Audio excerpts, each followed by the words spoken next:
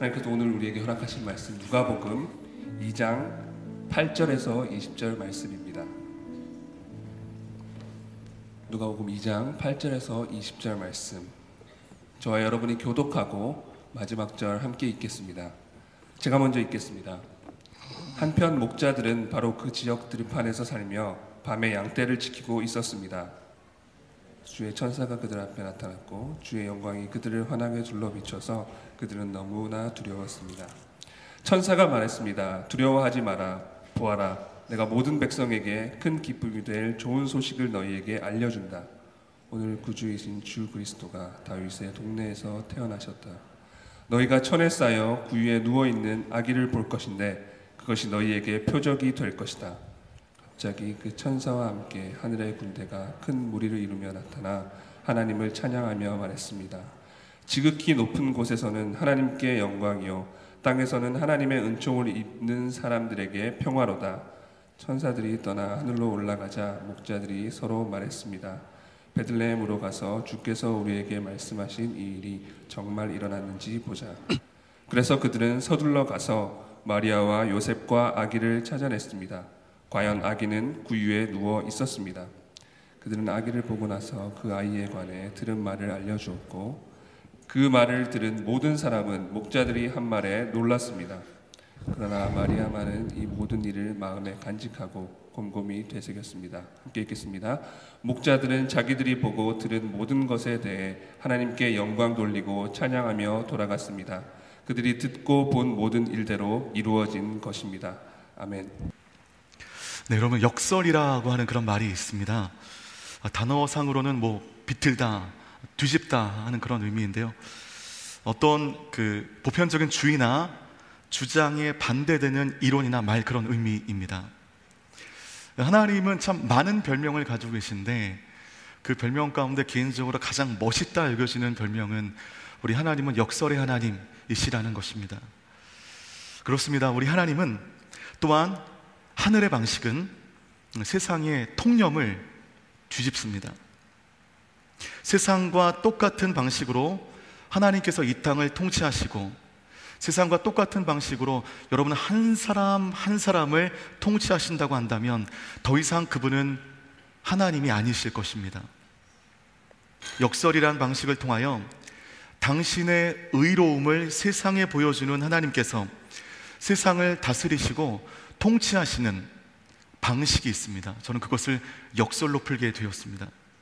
하나님은 굉장히 낯선 방식과 어색한 방식으로 그리스도를 세상 가운데 보내주셨습니다. 그 보내심의 방식은 세상의 통념을 뛰어넘는 방식으로 이 모든 과정 가운데 하나님의 뜻과 하나님의 방식이 있는데 그게 우리 눈에 보이지 않아요. 오늘 우리가 본문을 보기 전에 누가복음 2장 1절로 오늘 본문의 말씀을 열고 싶습니다. 누가복음 2장 1절 말씀 함께 읽겠습니다. 시작. 그 무렵 아우구스투스 황제가 칙령을 내려 전 로마 통치 지역은 호전 등록을 하게 됐습니다. 이 당시 세계를 석권했던 로마의 황제는 오늘 이 1절이 말해주고 있는 것처럼 아우구스투스입니다. 여러분은 아우구스투스라고 하는 이름보다는 일반 역사 가운데 옥타비아누스라는 이름으로 더 친숙하실 것입니다. 이 왕 때 로마는 전무후무한 평화와 번영을 누렸습니다. 어느 정도였는가? BC 7년 그의 생일을 경축하여 만들어진 한 비문의 글귀를 보면요, 이 아우구스투스, 이 옥타비아누스가 어느 정도의 인물이었는지를 우리가 짐작할 수 있습니다. 모든 것이 악화되고 재난으로 변하고 있었다. 그런데 그가 이 모든 것을 바로잡았고 모든 세계를 다른 모양으로 바꾸어 놓았다. 이것이 그의 비문에 새겨진 글귀입니다. 이토록 대단한 업적을 이룬 강력한 왕권의 이 황제가 로마는 물론이거니와 로마의 지배 아래에 있는 모든 나라 가운데 한 가지 법령을 선포하게 됩니다. 호족을 등록하라고 합니다. 이 호족을 등록하면서 이 아우구스투스는 두 가지를 거머쥘 수 있게 됩니다. 호적이 파악이 됨으로 인하여 전쟁에 나갈 수 있는 용사의 수를 확보할 수 있게 되었고, 그의 징집이 용이하게 되었습니다. 강력한 군사력의 바탕을 마련할 수 있는 인적 확보가 있게 되었습니다. 두 번째는 호적을 등록하며 세를 더 잘 거둘 수 있게 되었습니다. 군사력이 안정되었고 돈이 생기게 되었습니다. 국가의 역량을 한 단계 확장시킬 수 있는 매우 기가 막힌 선택이었습니다. 바로 칙령으로 선포가 되어 세상은, 아니 로마가 지배하고 있는 모든 세상은 이 법령에 복종할 수밖에 없게 되었습니다. 그러니 여러분, 마치 세상은 가장 강력했던 왕권을 가지고 있었던 이 아우구스투스, 이 옥타비아누스가 끌고 가는 것처럼 보입니다. 이 왕이 결정하는 것이 법이 되고, 이 왕이 마음먹은 것이 현실화되어지는 이 세상은 아우구스투스의 세상으로 보여집니다. 근데 여러분, 이 세상의 원리가 바로 이렇죠. 세상은 힘 있는 자가 끌고 가는 것입니다. 힘 있는 자가 세상 가운데 성공할 확률이 더욱더 높습니다. 때문에 저와 여러분들은 모두 다 세상 가운데 강한 사람이 되고자 하는 욕망 속에 살아갑니다. 여러분, 그것 자체를 악하다고 볼 수는 없습니다. 그런데 제가 앞에서 말씀드렸다시피 이것이 욕망이 되는 순간 우리가 불행해집니다. 세상 가운데 이러한 왕권과 이런 힘을 가질 사람은요, 극소수 중에 극소수입니다. 대부분은 평범하게 살아갑니다. 세상을 지배하고 싶은 그 욕망이 내 안에 있지만 이것이 현실화되지 못하고 세상 가운데 루저가 되고 있는 나를 바라보며 나는 자기 열등감과 자기 패배감에 무너질 가능성이 매우 높습니다. 누가복음 2장 4절 말씀 함께 읽겠습니다. 시작. 요셉도 갈릴리 나사렛 마을을 떠나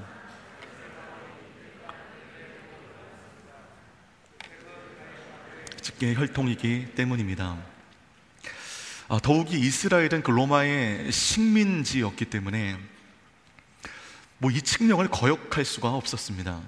그래서 모든 사람이 호적을 등록하러 지금 살고 있는 곳이 아니라 내 고향, 내가 태어난 곳으로 가고자 일대 유대 땅이 혼란에 휩싸이게 된 것입니다. 바로 이 행렬에 우리 예수님의 육신의 부모인 요셉과 마리아가 포함되어 있었던 것입니다. 그러나 그때 마리아는요, 성령으로 임신한 지 10달이 다 되어서 산달이 가까울 때였습니다. 언제 아기가 나올지도 모르는 이 위험한 상황 가운데 지배국의 강력한 황제가 호적을 등록하라고 하니 거역할 수 없어 그들은 그들의 고향인 베들레헴으로 터벅터벅 이동하기 시작합니다. 근데 문제는요, 이 당시 호적 등록에는요, 전쟁에 나갈 수 있는 이 남자들은요, 자기 확인, 본인 확인이 필요합니다.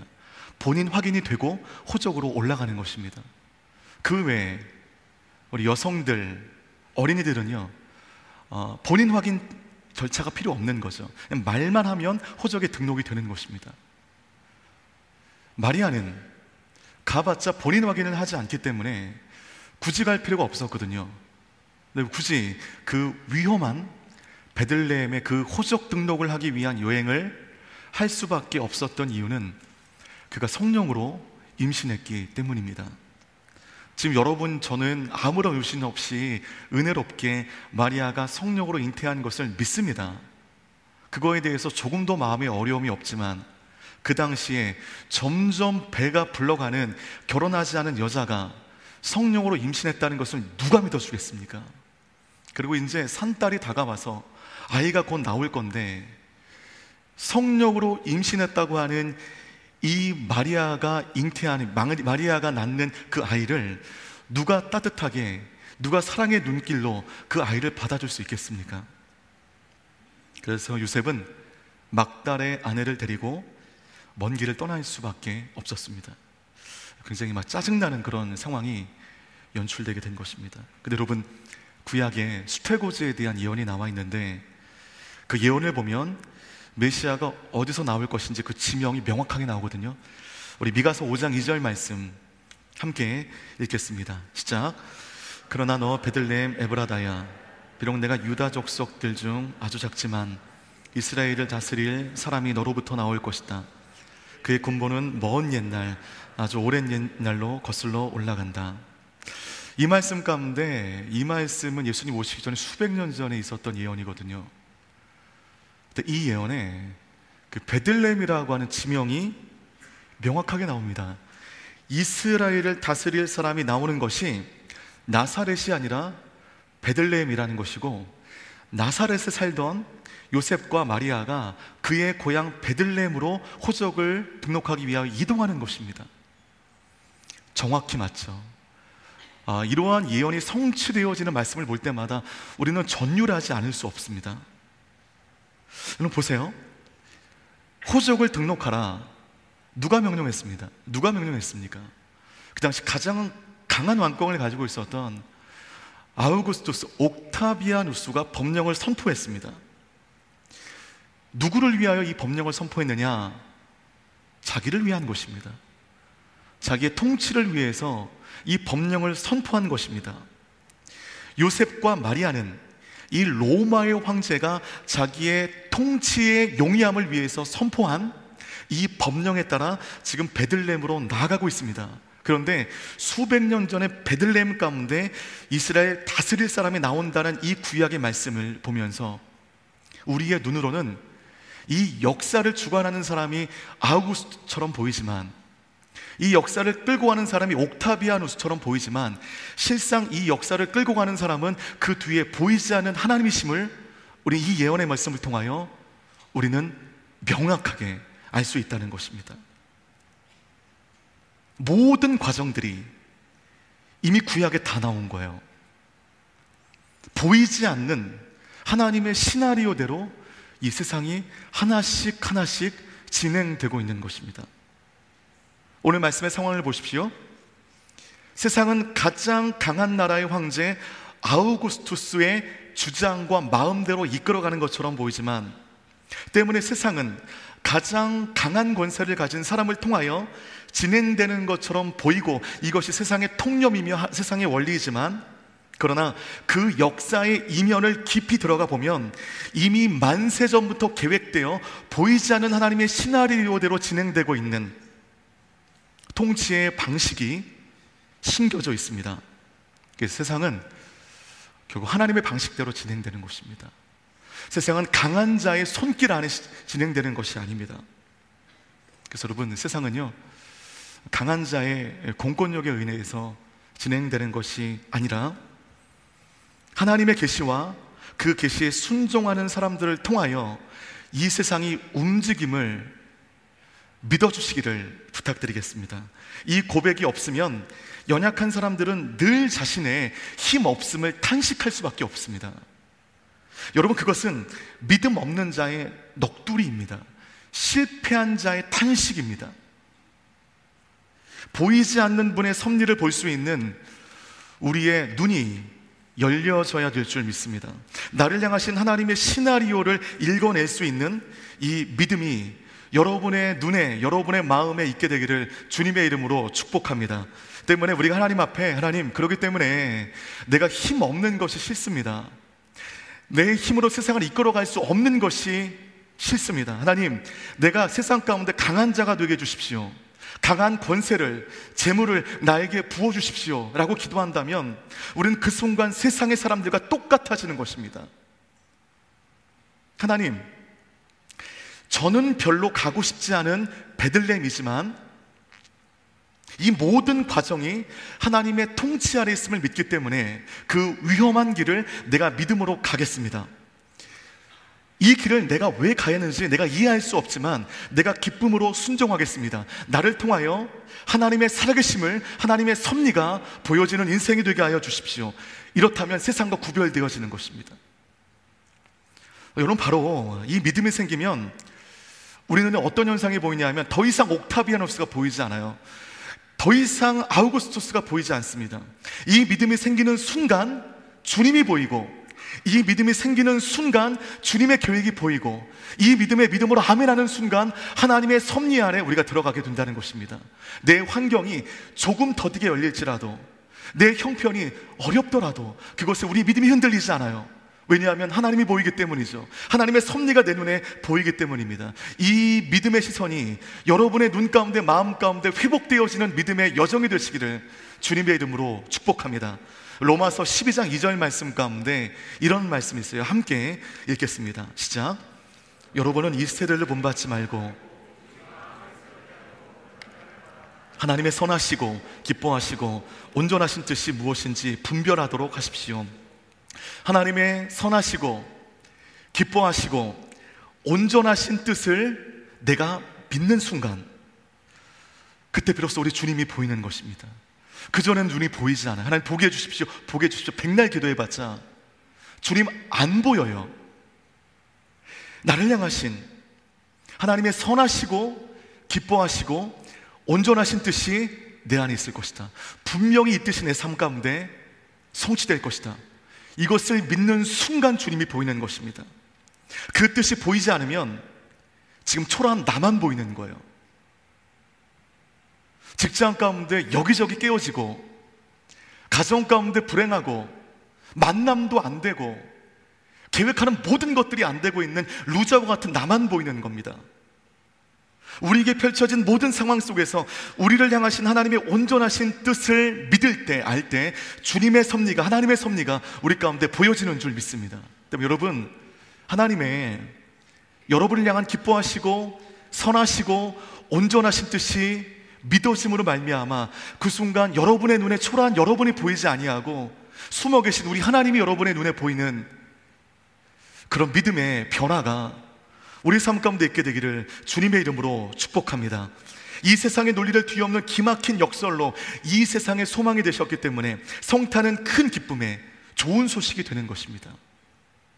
그 믿음으로 오늘 본문을 보기니, 그 시선으로 오늘 본문의 말씀 보니까 아우구스투스는요 그냥 들러리인 거예요. 히스토리, 그분의 역사에 그냥 들러리인 겁니다. 우리 눈엔 강력하게 보이지만, 세상을 이끌어가는 것처럼 보이지만, 믿음의 눈으로 이 히스토리를 보게 되면 아우구스투스는 들러리입니다. 이 모든 상황을 하나님이 주관하시는 거예요. 막달이 다 된 아내가 베들레헴으로 올라가는 것은 위험천만한 일이지만 이 모든 것이 하나님의 계획인 것입니다. 이 모든 것이 하나님의 계획과 섭리라고 한다면 하나님은 그 마리아를 안전하게 지키실 것입니다. 털끝 하나 상쾌하지 않으실 것입니다. 그래서 여러분, 이 모든 사건의 주어는 아우구스투스가 아닙니다.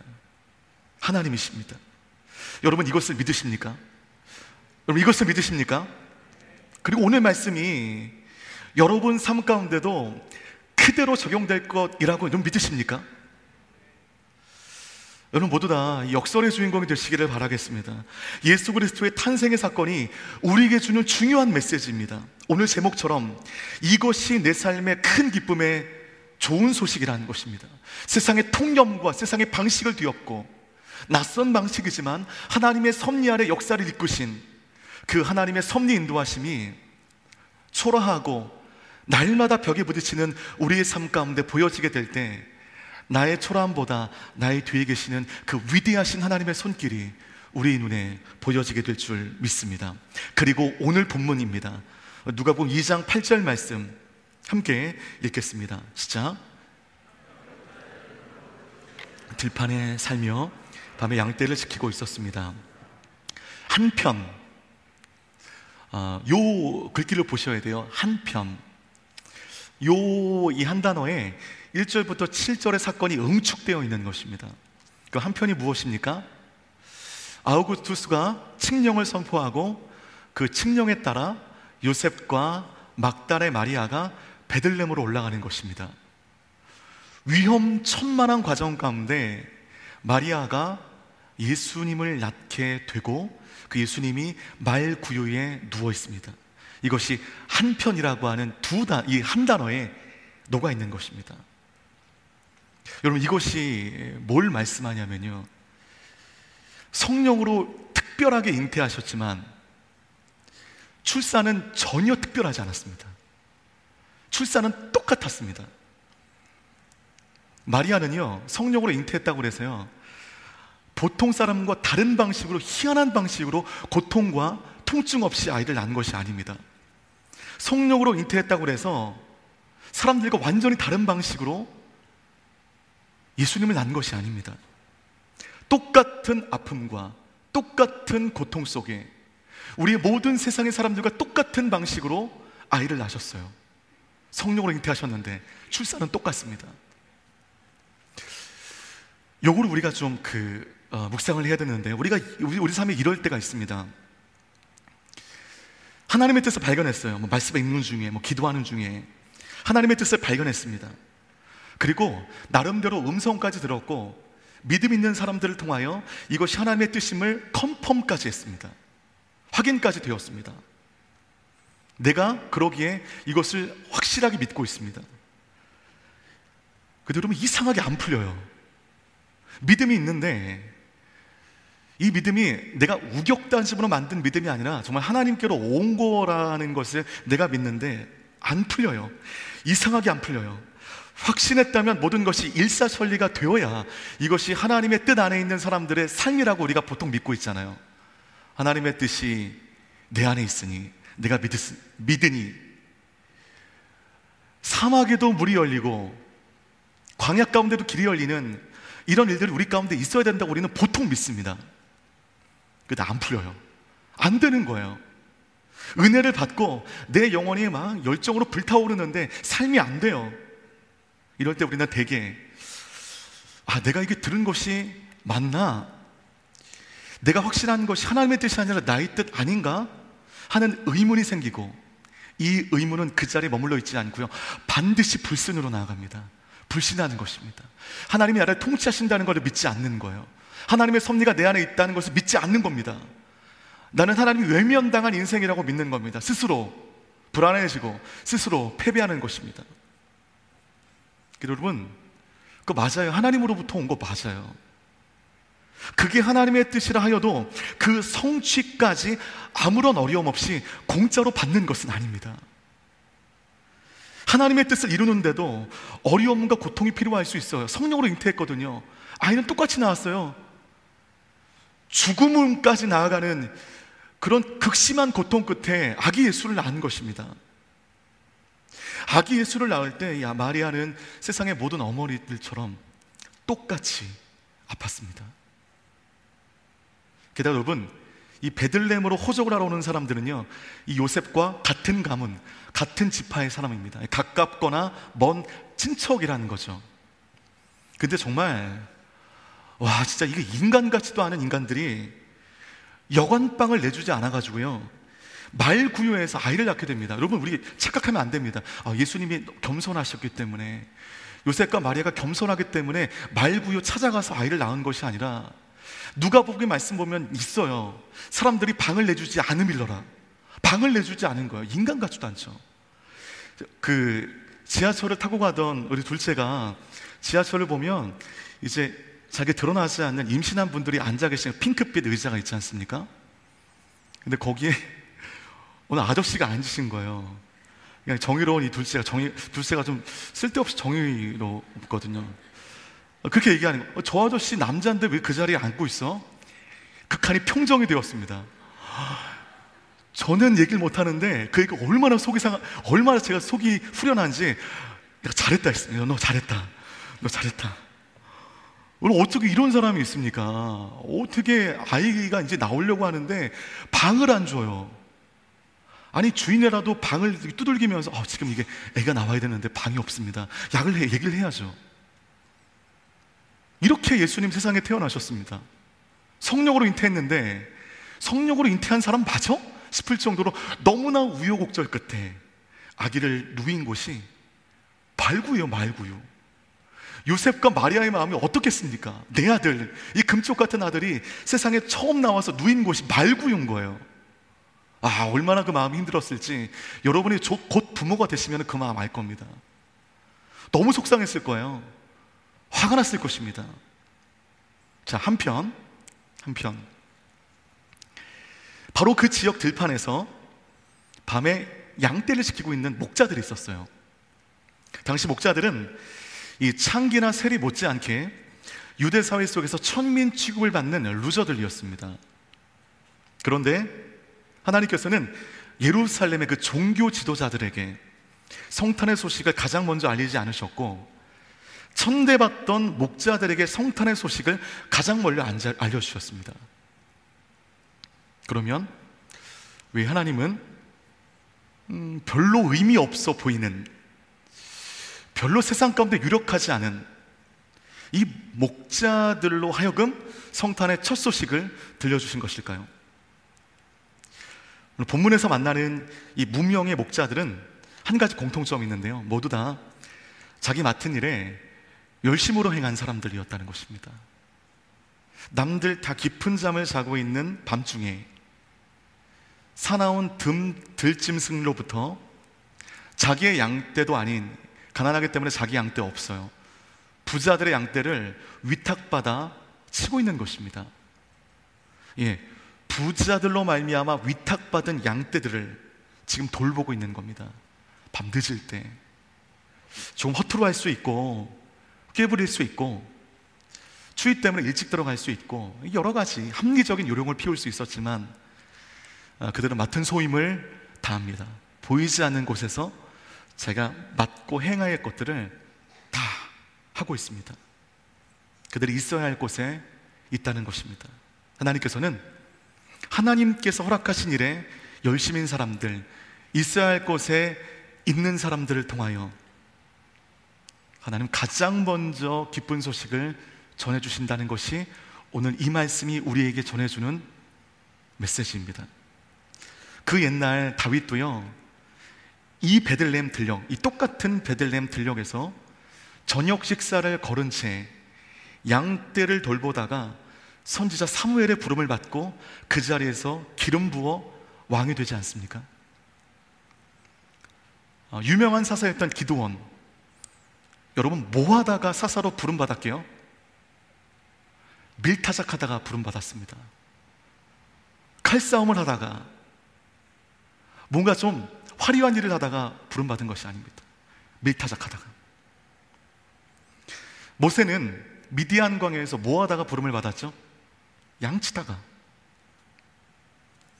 엘리사는 뭐 하다가 선지자로 부름을 받았는지 아십니까?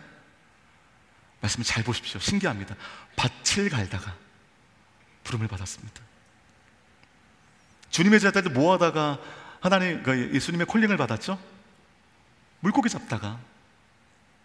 심지어 이 베드로는 한 마리의 물고기도 잡지 못하는 자기 분야에서조차 능력 없는 사람이었지만 밤이 맞도록 그물을 내리는 그 모습 가운데 감동한 예수님의 콜링으로 제자가 되었고, 그 성실함에 주님의 능력이 덧입혀지게 되니 그를 통하여 세상이 변하지 않습니까? 하나님이 우리를 보시는 첫 번째 일꾼의 조건은 있어야 할 곳에 있는 것입니다. 비록 남들이 눈여겨보지 않는 직분이다 할지라도 여러분 열심히 행하십시오. 사람은 보지 못하지만 우리 하나님이 지켜보시는 줄 믿습니다. 이 현수막을 보니까 이 현수막 다는 게 보통 일이 아닌데, 이게 현수막이 지금 한 달째 걸려 있는 거거든요. 매주 점점 꾸깃꾸깃해져요. 이 꾸깃꾸깃해지는 현수막을 보면서 마음이 감동이 되는 거죠. 이 안내팀들이 이 큰 거 접느라고 얼마나 힘들까. 또 조금 그래도 이 꾸깃꾸깃하는 것을 방지하기 위해서 얼마나 힘을 다해 접을까, 얼마나 고이 놔둘까, 또 가져와서 얼마나 열심히 달까. 여러분 오기 전에 1시간 전에 먼저 와서 이거 달거든요. 여러분들은 보지 못합니다. 오고 나니까 여기 걸려있는 거죠. 이거 거는 거 보통 일 아닙니다. 이 안내팀에게 감사드리고요, 그리고 저 방에 있는, 눈에 보이지도 않는 저 방에 있는 자막팀, 눈에 보이지 않아요. 있는지도 모릅니다. 하지만 이 예배 가운데 항상 2시간 동안 긴장하며 컴퓨터 앞에 있어야 되는 그 자리입니다. 조명팀 보이지 않아요. 하지만 이 예배가 예배다운 예배가 되기 위해서 저기서 이름도 없이 빛도 없이 섬기는 것입니다. 다 마찬가지잖아요. 하나님 부르신 곳에서 와서 물론 시간에 맞춰 예배하고 또 늦게 와서 예배하고 이런 예배자들도 있지만 먼저 나와 예배를 준비하는 손길들이 많습니다. 여러분 그분들께 너무 감사드립니다. 그리고요, 저는 알지만 제가 혹시 모른다 할지라도 하나님이 여러분의 손길을 아십니다. 꾸깃꾸깃해져가는 저 현수가 하나님이 기뻐 보십니다. 아무도 없는 곳에서 자막으로, 조명으로, 여러 가지 모습으로 이 예배를 위하여 너무 힘들어가지고 그만두고 싶은데 후임자가 없는 겁니다. 그만두지도 못하고 십자가를 지는 마음으로 여기저기 자리 가운데 힘을 다하는 사람들, 네, 하나님이 여러분 지켜보십니다. 감사합니다. 하나님이 여러분의 모든 섬김의 발자국 가운데 함께 하실 줄 믿습니다. 예, 우리가 하나님 앞에 나아가게 될 때 우리 안에 먼저 품어야 될 것은 내가 있어야 할 자리에 있는 것입니다. 하고 싶은 일보다 해야 할 일에 몰두하게 될 때 우리는 하나님의 귀한 일꾼으로 설 수 있다는 것입니다. 오늘 목자들이 바로 그것을 우리에게 보여주는 겁니다. 누가복음 우리 2장 9절에서 10절 말씀 함께 읽겠습니다. 시작. 주의 천사가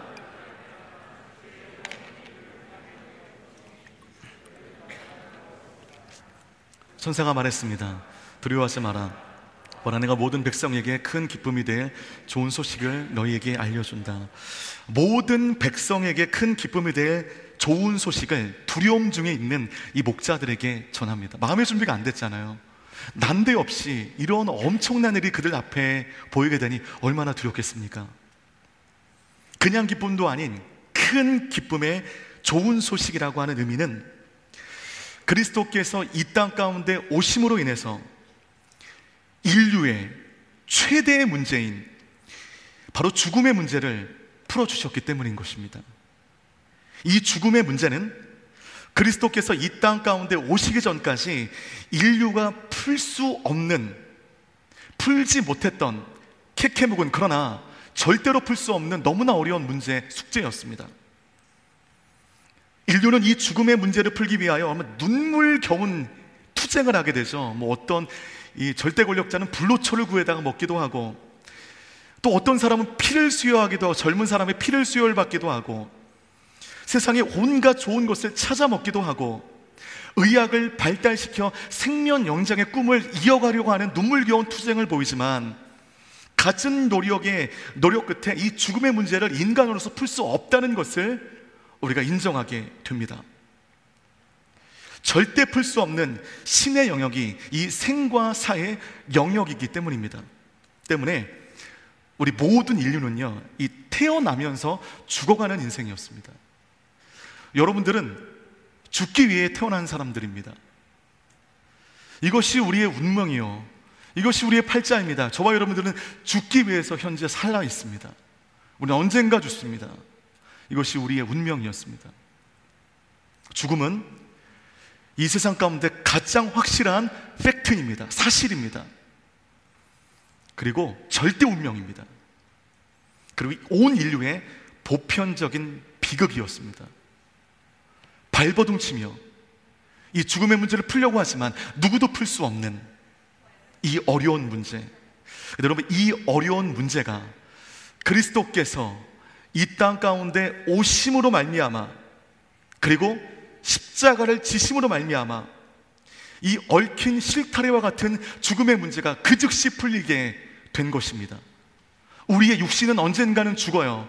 육신의 죽음과 비교할 수 없는 중요한 우리 영적인 죽음으로부터 영적인 생명으로 돌아날 수 있는 그 놀라운 사건이 오늘 이 예수께서 이 땅에 오심으로 말미암아 우리의 삶의 실제가 된 것입니다. 때문에 기쁨의 큰 좋은 소식이라는 것이 인류가 풀지 못했던 이 죽음의 문제가 풀렸기 때문인 것입니다. 그리고 그 그리스도를 나의 구세주로 믿는 순간 나를 묶고 있는 모든 죽음의 문제, 고통의 문제가 우리 가운데 풀려지게 되는 줄 믿습니다. 때문에 여러분, 죽음의 문제, 고통의 문제, 어둠의 문제 가운데 여러분 계속 영향받지 마시고요, 이 시간 우리 예수님 믿잖아요. 하나님의 섭리가 고통스러운 나의 삶을 통해서 진행된다는 것을 여러분 믿으시지 않습니까? 우리 믿음의 눈을 열어 히스토리를 믿자고요. 그분이 나를 이끄실 것이다. 그분이 반드시 나를 인도하실 것이다. 그분이 보내신 예수 그리스도를 나의 구세주로 믿는 순간 나의 모든 고통의 문제가 풀릴 것이다. 이 믿음으로 살아가시는 우리 믿음의 용사들 되시기를 주님의 이름으로 축복합니다. 누가복음 2장 14절과 15절 말씀 계속해서 읽도록 하겠습니다. 시작. 높은 곳에서는 하나님께 영광이요, 천사들이 떠나 하늘로 올라가자 목자들이 서로 말했습니다. 베들레헴으로 가서 주께서 우리에게 말씀하신 이 일이 정말 일어났는지 보자. 천사들이 나타났을 때 큰 두려움이 있었지만 믿어졌습니다. 믿어지니 엄청난 영광이 임하면서 기뻐했습니다. 지극히 높은 곳에서는 하나님께 영광이요, 땅에서는 하나님의 은총을 입은 사람들에게 평화로다. 이게 얼마나 은혜로워요. 이것이 나를 휩싸인 것입니다. 기뻤습니다. 감사했습니다. 영광스러웠습니다. 그런데 15절 말씀 가운데 천사가 하늘로 올라갔습니다. 그러자 그들의 그 확신 가운데 균열이 생기기 시작합니다. 정말 일어났는지 보자. 하나님의 영광을 찬양하던 모습 가운데 정말 일어났는지 보자로 그의 믿음이 약화되었습니다. 한순간에 천사가 올라가자마자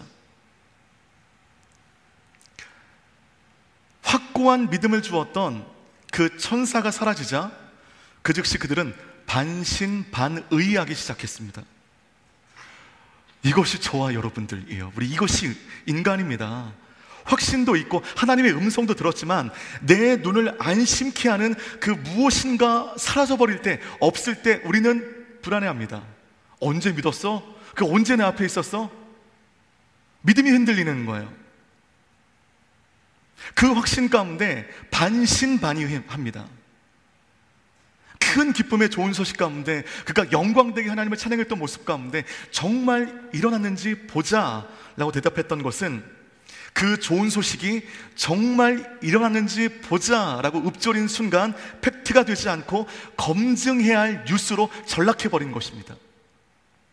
아무리 주님의 음성을 들었다 하더라도 나의 믿음이 흔들리게 되면 더 이상 그것은 주님의 음성이 아닌 거예요. 그거는 확인해 봐야 할 신원불명의 감정의 요동, 이것밖에 안 되는 것입니다. 그 즉시 효력을 잃어버리는 거죠. 그런데 오늘 말씀의 포커스는 반신반의했던 그들의 그 어리석었던 믿음에 맞춰져 있지 않아요. 그럼에도 불구하고 구유에 간 이 목자들의 행동에 맞춰져 있습니다. 누가복음 2장 16절 말씀 함께 읽겠습니다. 시작. 그래서 그들은 서둘러 가서 마리아와 요셉과 아기를 찾아냈습니다. 과연 아기는 구유에 누워 있었습니다. 여러분, 그 16절을 딱 볼 때 16절 가운데 우리가 유념히 봐야 할 단어가 하나 나오는데 여러분은 그 단어가 뭐라고 생각하십니까? 뭔 것 같으세요? 마음으로 대답해 보시겠습니까? 저는 서둘러가 마음에 많이 남습니다. 서둘러. 이 목자들은요 그냥 가지 않고요 서둘러 갔습니다. 내 믿음에 균열이 생기지 않도록, 의심이 내 안에 더욱더 커지지 않도록 그들은 열일 제쳐두고 서둘러 예수님 계신 곳으로 뛰어갔습니다. 그래서 여러분, 하나님의 뜻에는, 하나님의 음성에는 서둘러 행동하는 것이 그 믿음과 은혜를 지키는 좋은 방식입니다. 기다리면, 시간이 지나면 내 생각과 나의 뜻에 하나님의 그 귀하신 뜻이 오염돼 버려요. 하나님께 영광을 드린 마음 가운데 정말 일어나는지 보자 라 약화될 수밖에 없어요. 시간이 더 지나면 그것조차 믿지 못하는 거예요. 마음 주시면 서둘러 행동하는 것입니다. 그것이 기적을 가져오게 되는 거고, 그 답답했던 나의 삶을 변화시키는 동력이 되는 것입니다. 어떻게 행동하라? 어떻게 행동하라? 서둘러 행동하라. 우리 옆에 분들 인사하세요. 하나님 마음 주실 때 서둘러 행동합시다. 네, 서둘러 행동하는 것입니다. 기다리면 안 돼요. 그래서 여러분, 이제 내년 9월에 제가 콜링할 때 일주일만 기도해 보겠습니다. 그러지 마세요. 기도 안 하는 거 알아요. 여러분, 기도 안 하잖아요. 사람들에게 물어보고 들어보고 손익계 산서 다 맞춰보고 그리고 안 한다고 하잖아요. 서둘러 하시는 것입니다. 네, 내년 9월에 한번 보도록 하겠습니다. 한 8월 마지막 주에 이 설교를 다시 하면 되겠습니다. 네, 서둘러 하는 것입니다. 그것이 내 마음 가운데 큰 변화를 가져오는 것입니다. 창세기 12장 본토 친척 아버지 집을 떠나 갈 바도 알려주시지 않은 채 내가 지시할 땅으로 가라고 한 이 황당무계한 명령 가운데 아브라함은요 즉시로 떠나게 됩니다. 여기서 끝나지 않아요. 창세기 22장 말씀 가운데 눈에 넣어도 아프지 않을 100세에 낳은 이 이삭을 번제로 드리라라고 하는 이 억장이 무너지는 명령에 아브라함이 서둘러 순종합니다. 즉시로 순종합니다. 뭐 서둘러, 즉시라고 하는 그런 단어는 없지만 하나님의 그 말씀이 들려왔을 때 그 다음날 이른 새벽에 아브라함은 이삭을 데리고 산을 향하여 출발하게 됩니다. 이럴 때 여러분, 아내 사라의 동의를 구했겠습니까? 다리 몽댕이 부러지는 겁니다. 어머니는 무섭거든요. 가만 안 둡니다. 동의를 구하지 않았습니다. 어떤 인간적인 의견도 처음 주신 그 하나님의 계시 가운데 반영되지 않도록, 인간 한 사람 한 사람의 생각이 이 하나님의 뜻 가운데 오염되지 않도록 그들은 즉시 그 다음날 새벽에 이삭을 데리고 모리아 산으로 나아갑니다. 여러분, 믿음은 이것입니다.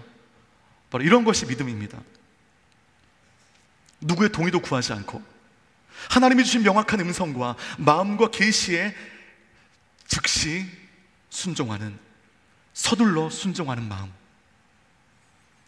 서둘러 순종하는 게요, 믿음 없으면 안 되거든요. 믿음 있는 사람들이 서둘러 행동하는 것입니다. 여러분의 삶의 중요한 순간 가운데 하나님의 계시와 하나님의 마음이 나의 가운데 전해졌을 때 서둘러 즉시 실천할 수 있는 실천적 믿음이 여기 앉아있는 요셉의 모든 예배자들 가운데 풍성하게 나타나기를 주님의 이름으로 축복합니다. 목자들은 서둘러 구유에 누워있는 아기 예수를 찾아갔습니다. 보니 또 안심이 되는 거예요. 모든 말이 맞거든요. 보지 않았을 때는 반신반의했지만 서둘러 달려와 직접 보니 그 마음 가운데 명확한 확신이 생기게 되었습니다. 천사가 얘기했던 모든 것들이 다 사실인 거예요. 그들이 기뻤습니다. 놀랐습니다. 이 놀라운 기적이 나의 삶 가운데 보여졌다는 것에 대해서 그들은 감동할 수밖에 없었습니다. 그래서 여러분, 더 이상 표현이 없어요. 그저 목자들은 하나님의 말씀이 성취된 것에 대해 놀랐다. 여기까지가 이 복음서가 목자들에 대해 표현하고 있는 마지막입니다. 근데 여러분, 이 모든 상황 가운데 마리아가 좀 달랐어요. 누가복음 19장 말씀, 2장 19절 말씀 같이 한번 읽어보겠습니다. 시작. 그러나 마리아만은 이 모든 일을 마음에 간직하고 곰곰이 되새겼습니다. 모든 사람들이 막 너무 기뻐하면서 감동하면서 들뜬 분위기 가운데 마리아만 달랐어요. 목자들이 그 모든 예언이 이루어진 것에 대해서 놀랐고, 요셉 또한 아들이 생긴 것에 대해서 기뻐하지 않을 수 없으며, 모든 분위기가 막 축제 분위기로 달아오를 그 무렵에 아직 산후에 몸과 마음이 진정되지 않았던 이 마리아는 이 모든 것을 마음에 담아두었습니다. 여러분, 우리는 단지 하나님이 나타나신 것, 하나님이 내 기도에 응답하신 것, 나의 삶이 나의 계획대로 열려졌을 때 우리는 기뻐하고 감격하고 눈물 흘리고 하여간 우리는 들떠오게 됩니다. 여러분, 우리의 신앙이 단지 놀라는 신앙에 머물러서는 안 돼요. 축제를 즐기는 신앙 가운데 머물러서는 안 됩니다. 우리 요셉의 모든 사역, 모든 예배가 축제 같은 예배이지만 이 축제 같은 예배를 단지 엔조이하고 끝나버리면 아무런 의미가 없는 거죠. 오늘 하나님의 말씀을 전달하는 이 전달자는 너무 부족한 사람이지만 그래도 하나님이 저의 마음 가운데 감동 주었다고 저는 믿습니다. 그럴 때 이 부족한 전달자를 통하여 여러분의 귀에 들려진 말씀 가운데 그 말씀을 받고 곰곰이 고민하는 것입니다. 생각하는 것입니다. 그것을 마음에 담아두는 것입니다. 그 현상 속에 숨어있는 하나님의 뜻을 그러므로 발견하고 그것을 간직하는 신앙의 차원으로 나아가야 될 줄 믿습니다. 예배는 누구보다 뜨겁게 드렸지만 내 삶에 아무 일도 일어나지 않잖아요. 예배는 뜨겁게 드리지만 똑같은 세상의 무기로 고통스러워하지 않습니까? 예배는 뜨겁게 드리지만 예배 드리기 전과 후가 똑같지 않아요? 그것은 단지 놀라는 차원의 신앙입니다. 그런 마음은 금세 처음 마음으로 회개될 수밖에 없어요. 마리아는 모두가 감격해하는 그곳에서 모든 것을 마음에 담고 곰곰이 생각했습니다. 그럴 때 우리는 모든 것이 이 하나님의 기뻐하시고 선하시고 온전하신 뜻이라는 것에 믿게 된다는 것입니다. 그래서 여러분, 이 보여주신 기적적인 현상에 놀라고 그것을 엔조이만 하다가 돌아가는 인생, 과거로 회귀하는 인생, 그렇다면 그 기적의 본질인 하나님을 찬양하기보다 그냥 그 기적 자체에 놀라는 인생이 됩니다. 그것을 뭐라고 하냐면 기복신앙이라고 하는 것입니다. 그러므로 나는 점점 하나님 한 분이 아닌 그분께서 보이신 기적을 사모하는, 즉 심각하게 본질을 잃어버린 삶으로 전락할 수 있음을 기억하십시오. 기적이 있기 때문에, 기적이 보여졌기 때문에 하나님을 믿는 것이 아닙니다. 하나님을 믿을 때 우리의 일상이 기적이 되는 줄 믿습니다. 또한 여러분, 기적이 없어도 상관없어요. 기적이 있다면 좋겠지만 없어도 상관없어요. 역사를 이끄시는 하나님의 손안에 우리가 있다는 것, 내 이 눈에 보이지 않지만 히스토리, 그 하나님의 섭리가 나의 삶 가운데 점차 나타나고 있다는 것을 믿는 그 믿음이 우리의 삶의 동력이 되는 줄 믿습니다. 고난의 날에 날 흔들리지 않게 하는 하나님의 세상과 다른 방식이 되는 것입니다. 결국 그것은 그 믿음대로 이루어지게 되는 것입니다. 그래서 여러분, 나에게 일어난 일에 대해 하나님의 뜻을 집요하게 묻고 그 뜻을 알았다고 한다면 내 모든 상황이 어렵다, 이렇게 안 되냐, 왜 이렇게 벽에 부딪히냐, 이거와 상관없이 하나님의 기뻐하시고 선하시고 온전하신 뜻이 내 마음 가운데 믿어지게 된다면 현실의 장벽에 부딪힐지라도 나의 뒤에 숨어 계신 하나님이 우리의 눈에 보이는 역사가 여러분 삶 가운데 시작되기를 주님의 이름으로 축복합니다. 내 앞에 있는 아우구스토, 내 앞에 있는 안 풀리는 나의 인생, 내 앞에 있는 장벽들, 견고한 진들, 쓴뿌리들, 이것만 내 눈에 보이지 않고 이제 그 믿음 안에 우리 주님이, 이제 비로소 우리 주님이 내 눈 가운데 보여지는 은혜가 있게 되기를 주님의 이름으로 축복합니다. 바로 이 놀라운 변화가, 이 놀라운 회복이 성탄을 지나가며 오늘 우리의 삶 가운데 자리 잡는, 우리의 삶 가운데 새겨지는, 우리 삶 가운데 믿음의 흔적으로 남는 하나님의 살아계심의 역사가 되기를 주님의 이름으로 축복합니다.